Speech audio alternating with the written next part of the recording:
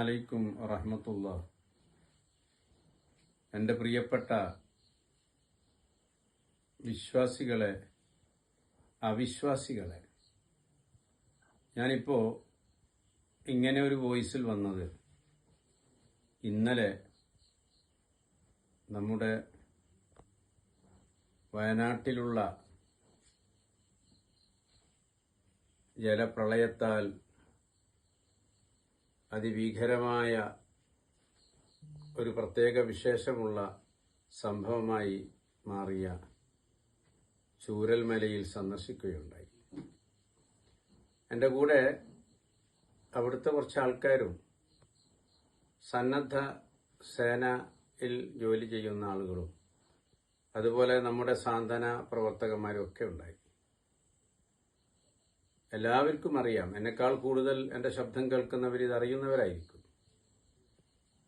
നിങ്ങൾക്കൊക്കെ അതിൽ എന്നെക്കാൾ വലിയ ചിന്തകളും വലിയ അഡ്വൈസുകളൊക്കെ നിങ്ങളുടെ അടുത്ത് ഉണ്ടാകാം.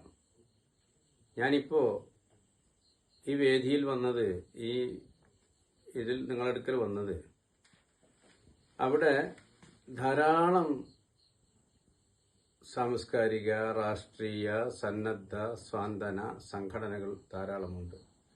അവരുടെ ഓഫീസുകളൊക്കെ ഒന്നൊന്നായി നിരനിരയായി അവരുടെ ബാനർ വെച്ച് ഇരിക്കുകയാണ്.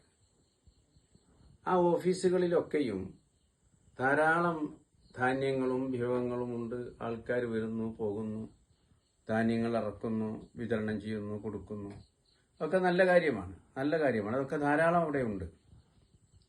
എല്ലാ സംഘാടകരുണ്ട്, എല്ലാ മനുഷ്യ സ്നേഹികളുണ്ട്, മതമില്ലാത്തവരുണ്ട്, മതമുള്ളവനുണ്ട്. ഒരു മതത്തിന്റെ ചേരിതിരിവൊന്നും ഞാൻ അവിടെ കണ്ടില്ല. അൽഹംദുലില്ലാ, വളരെ വളരെ നല്ല ഒരു വിഷയമാണ്.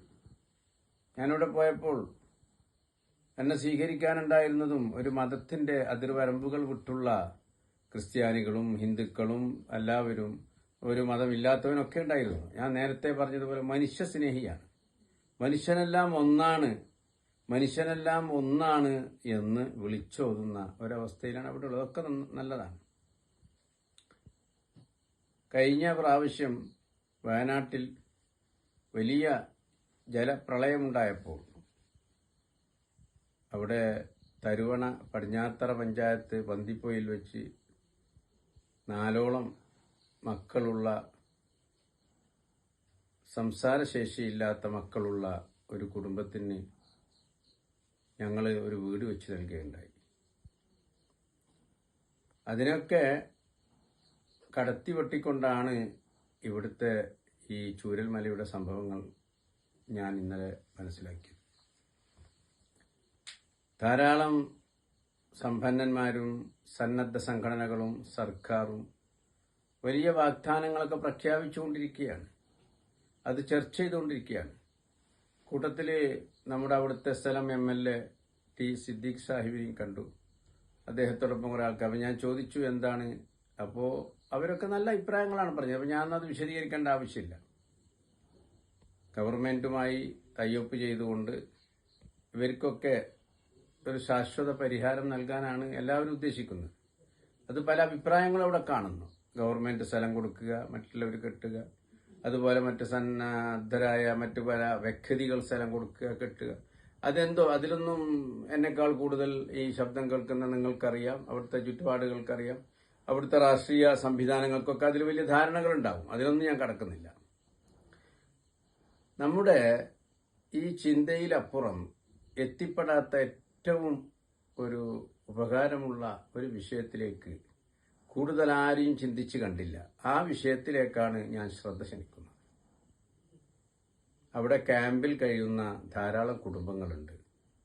അവർക്ക് ഭക്ഷണം കിട്ടുന്നുണ്ട്, വസ്ത്രം കിട്ടുന്നുണ്ട്, മറ്റാവശ്യങ്ങളൊക്കെ ഉണ്ടാവും. പക്ഷേ അവർക്ക് ഒന്നുമില്ല അവരുടെ കയ്യിൽ. എല്ലാം ഉള്ളത് നഷ്ടപ്പെട്ടു പോയി. വലിയ മാന്യന്മാരാണ്. അവരുടെ ജീവിതത്തിൽ ഒരു ചിള്ളിക്കാശ് ഒരാളോട് ചോദിച്ചവർക്ക് പരിചയമില്ലാത്ത ആളുകളുണ്ട്. അവർക്ക് ഫോൺ റീചാർജ് ചെയ്യണം, അവർക്ക് പ്രത്യേകമായ ആവശ്യങ്ങൾ ഉള്ള സാധനങ്ങൾ വാങ്ങണം. ഇതിനൊക്കെ കാശ് വേണം. ആര് തരും? ഉറ്റവരും ഉടയവരും നഷ്ടപ്പെട്ട ഇവർക്ക് ആര് കൊടുക്കും?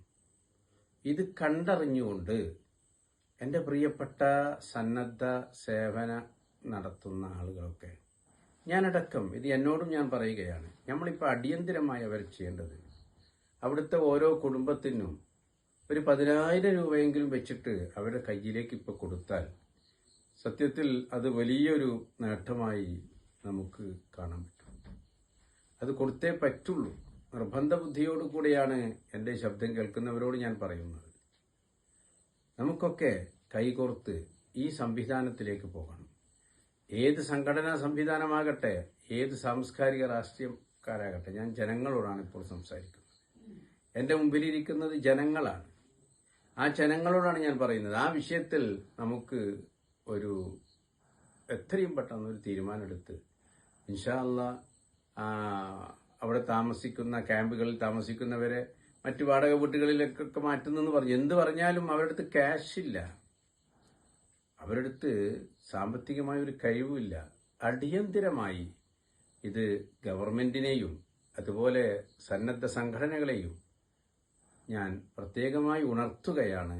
ഇത് വളരെ വളരെ വളരെ പെട്ടെന്നാകേണ്ടുന്ന ഒരു വിഷയമാണ് എന്ന് പ്രത്യേകമായി എൻ്റെ നഫ്സിനോടും നിങ്ങളോടും ഞാൻ ഉണർത്തുകയാണ്. സർവശക്തനായ റബ്ബ് നമുക്കത് സാധിപ്പിച്ചു തരട്ടെ.